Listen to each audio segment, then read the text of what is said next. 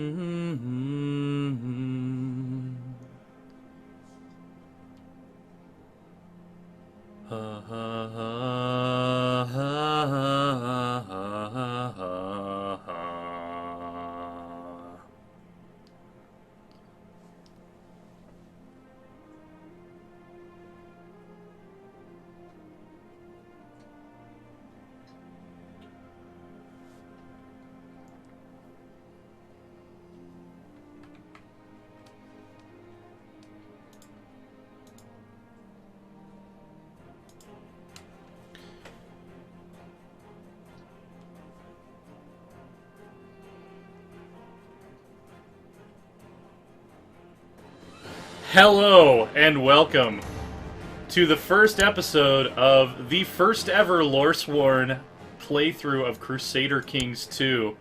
It's a long time coming, and we've got a really special one for you here today. We've been given early access to the expansion that comes out later this month, The Reaper's Due, which introduces new mechanics for plagues, depopulation, prosperity, just a lot of cool stuff. We're going to try to see as much of it as we can here. We were given 2 saves to play with by Paradox, and we have to stay exclusively to these saves for now, although closer to release they might cut us loose with it. There's historical Black Death and non-historical Black Death. And my thinking here is, if I know Paradox Development Studio, and they created a setting called non-historical Black Death, what do you think we can infer about that? Do you think it's going to be less harsh than the real Black Death? Or do you think it's going to be even more insane than the plague that killed 1/3 of the European population? As much as I have studied the historical Black Death and would love to play with the historical Black Death, I think this is going to be more entertaining. I think that this is going to be even more of a clusterfuck than even history could have predicted. It wants me to play as a Lord of Ireland or something. I think this is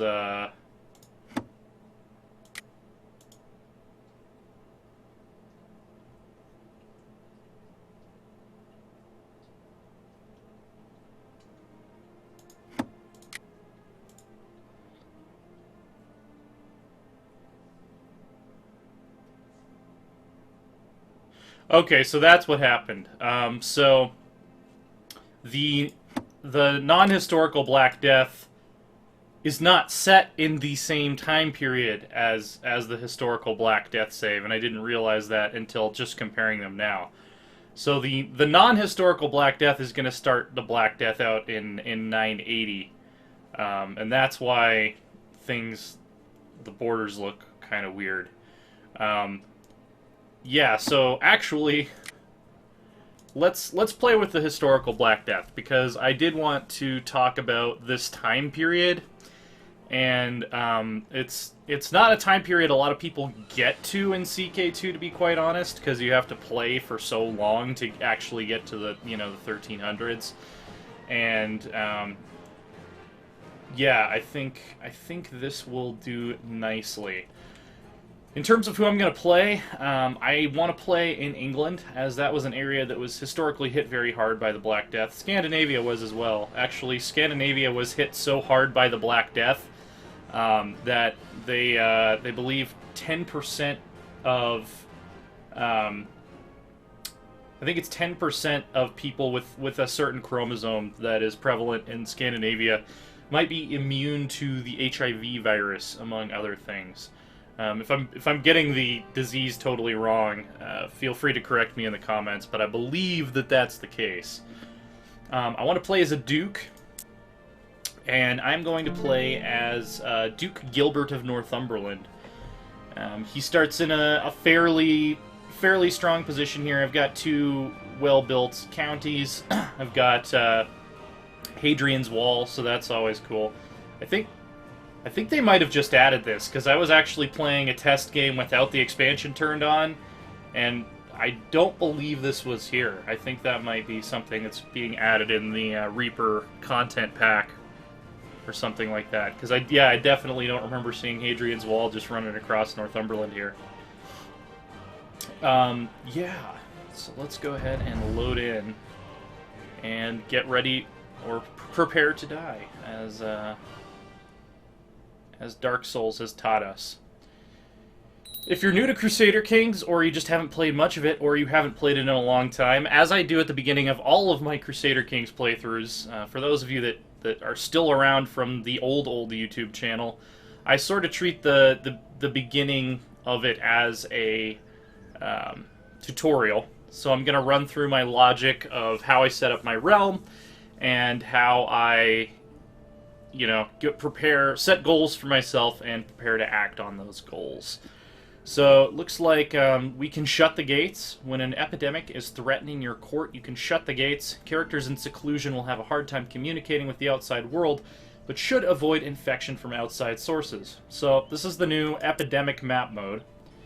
I don't see Black Plague yet. They've got some measles over in eastern India. There's slow fever in the Low Countries, but there's also an outbreak of consumption in Wales, Scotland, and Ireland, and Leicester here. So that's probably why I'm giving the option to... let's see. So the world is currently ravaged by 5 epidemics. Slow fever, measles, consumption, slow fever, measles, yeah. So the Black Plague has not actually triggered yet. So we can kind of ignore that icon for now. We have a special minor title grantable. Designated Regent is just who's going to take over if I die. I'm going to just try to pick someone. The Bishop of Lindisfarne. Since the Vikings are now Christian, he is in no immediate danger from raids by sea. But this is the new one. So the court physician is responsible for the well-being of your courtiers. The court physician will attempt to diagnose and cure any ailments which affect your court. Court physicians are typically learned individuals with education in medicinal arts. So we have to pay them a salary. They have a monthly salary of 0.4, which is going to be about half of our money at this point. We gain prestige. They can't hold a temporary title, must be male unless our realm accepts women as equals. Learning of at least 15, or they have to have learning 10 and the renowned physician, scholar, mystic, or mutazilite trait. Or they have to be an educated court physician. I'm not sure how that works. Not Hindu, or has the trait. So for Hindus, only Brahmin can be court physicians. Not prisoner, doesn't have in hiding, and is not incapable. So we have a couple options here. I think the Prince Bishop of Durham, who's one of our direct vassals, is probably going to be the best bet. Oh, Jocelyn is a eunuch. Interesting. Oh, he has the renowned physician trait, though. So we actually picked a really good realm to start in, yeah. So we're going to make him our court physician and our designated regent. He's going to love us. Seek treatment for illness. I swear I didn't plan this. So I start out with the flu. You don't just get sick anymore. You actually get specific diseases. So it looks like I can immediately seek treatment for my illness. Call on your court physician for an examination and possible diagnosis. If you have fully developed an illness, you can choose to be treated in various ways. This will remove any existing treatment modifiers. Not been treated recently, must be ill or show symptoms, and does not already have a successful treatment. So let's call up the court physician. Before we move on with that, it looks like we have a de jure ducal claim on Cumberland, which is currently owned by Scotland. We cannot take Scotland on alone, so we will plan to get that back eventually. What I am going to do, though, is I really would like York. I don't have a better candidate for Chancellor. So I am going to send my Chancellor to fabricate a claim on York, because I would really like to have that nice big chunky 4-slot territory there. That would be that would be fantastic. In terms of my other councilors, which, by the way, if you're new, you get to this by hitting F3 or clicking on Council, Positions, and you might have to fill some of these up. I started with them already filled. My Marshal's already training troops in Northumberland. That's exactly what I want him doing. I would like my Steward to be collecting taxes in Northumberland. My Spymaster should be scheming in Northumberland, which is a defensive action. It basically interferes with anyone who tries to use intrigue actions against you. I can hand out some other minor titles here, and I probably should. Yeah, I have a couple vassals who don't like me that much. Well, they like me okay. I'll make Richard my cupbearer. Which cupbearer? It's it's only +5 opinion now. Interesting. I was gonna say, so cupbearer used to be one of the best minor titles because it gives you a +15 opinion bonus. The only problem is your cupbearer can easily put poison in your cup, so if your cupbearer joins a plot against you, they add more weight to that plot than a normal courtier would. But now that it's only +5, it's like, I don't even know why I would give it that to anyone. My laws, I'm still under Gavelkind, and I have a female heir, which is troublesome in this time period. I definitely want to try to go primogeniture. There's really no excuse for using Gavelkind in the 1340s.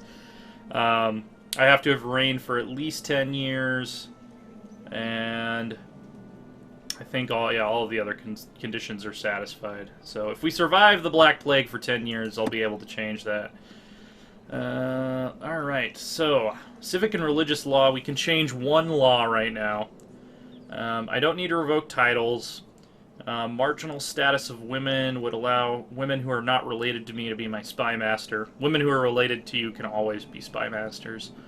Or we could go for low centralization. I'm not anywhere near my vassal limit, and I eventually want to have a larger demesne than what I have right now.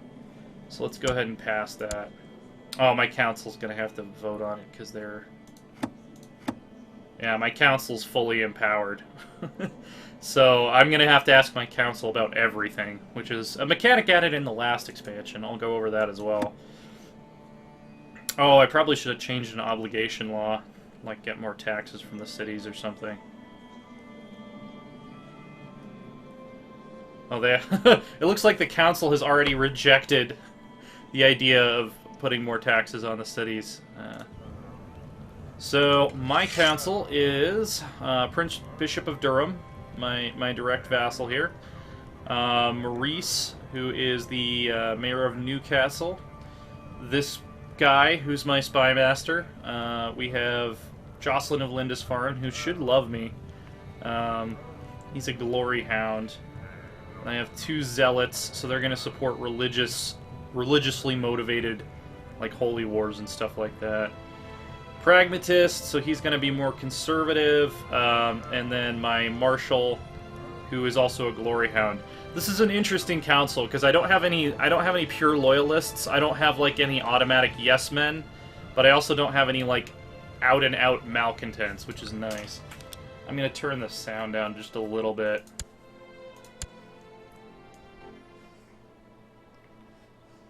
I like the music, I just don't want it to be overwhelming. So what does consumption do? Does it say?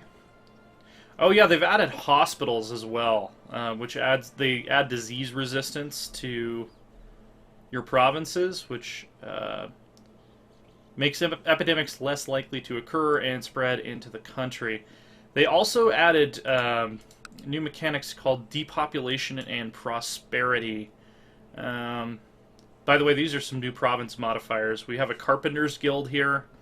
Local build time modifier and build cost modifier reduced for a slightly lower city tax. And then Apparently we sold off some of our land to a prominent burgher, which has decreased our castle tax by 50%. I assume that when the AI made that decision, they had some sort of good reason for it. Yeah, what was I... So I don't actually know where you find prosperity and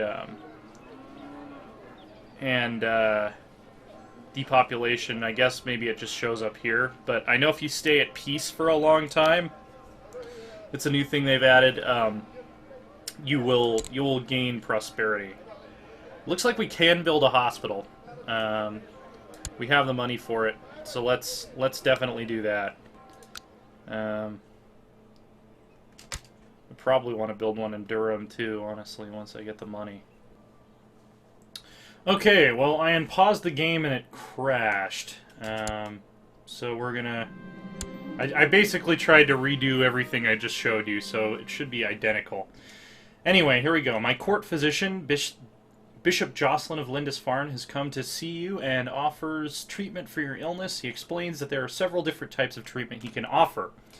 As long as you know what you're doing, he'll perform some well-tested treatment. There's a chance that the treatment has negative effects. The risk of this treatment will vary depending on his capabilities. Please do only what is necessary. He will make you more comfortable in your current state. This treatment will have a very small chance of going badly, but the positive effects will not have much impact. The risk of this treatment will vary depending on his capabilities. And these treatments sound scary. You prefer to be left to your own devices. So unfortunately, I don't think this guy has the right traits where we can tell him to just go nuts and do whatever experimental shit he can think of. But I'll give him free rein to do as he wishes, even though that's somewhat dangerous when I have one daughter and no sons. So let's see how that turns out for us. He brought me a concoction made from buckthorn and senna, not sienna. At first, you thought the potion ineffectual, but later, the same day, you felt a churning in your bowels, which sent you running for the privy. As you howled in anguish, Jocelyn assured you that the foulness was expelled with your feces. Successful treatment, depending on your definition of successful. Following effects: +2 martial, intrigue, diplomacy, stewardship, learning, and health. Which actually makes me better than I was before I had the flu. So I guess I just feel really good after getting all that out. You cannot simply buy my loyalty like this or refuse your gift. Okay, that was something the AI did. Oh, I forgot to place my counselors. That's what I did. After the game crashed. Training troops in Northumberland. Fabricate claim on York. Okay. There reportedly lives a Germanic mystic not far from our borders. This must be a new event. Even though he's a heathen, the locals respect him and turn to him in times of need. Rumors say that the mystic, named Ulfr, is able to call healing spirits into the bodies of his patients. He would be willing to take up residence at your court for a small fee. So he's a Germanic pagan, which is... In the 1340s, there weren't really that many left. Actually, the Alfdal area in Sweden, which I believe is around here somewhere, I think it's on this kind of river system, was one of the last places where they have evidence that there were still practicing Germanic pagans in this area. There were a few. Yeah. He is a dutiful cleric, a mystic, gregarious, erudite, lustful, and zealous. Yeah, let's bring him. Let's bring him in. He's gonna replace the the good Bishop of Lindisfarne as my court physician, which I'm sure the Bishop of Lindisfarne is not too happy about, considering Germanic pagans don't have the best reputation in Lindisfarne. Word of an epidemic. From Khan... Who is this guy? He's the Khan of... Oh, he's the Khan of the Mongols. Great. We have received news of an epidemic in Mongolia. The information is vague, but word is people are dying like flies. And the fear of the disease is spreading as fast as the affliction itself. Furthermore, the condition is reported irreversible as well as incurable, and scattered records of the events are worrisome. With no source of evil revealed, people are turning to their gods and on each other to protect themselves from the contagion. Many call it a new plague. I knew this would happen. I did, actually. That's going to be the end of part 1. And when we come back, what horror awaits us with this great plague that is about to sweep down from the steppes? There is only one way to find out.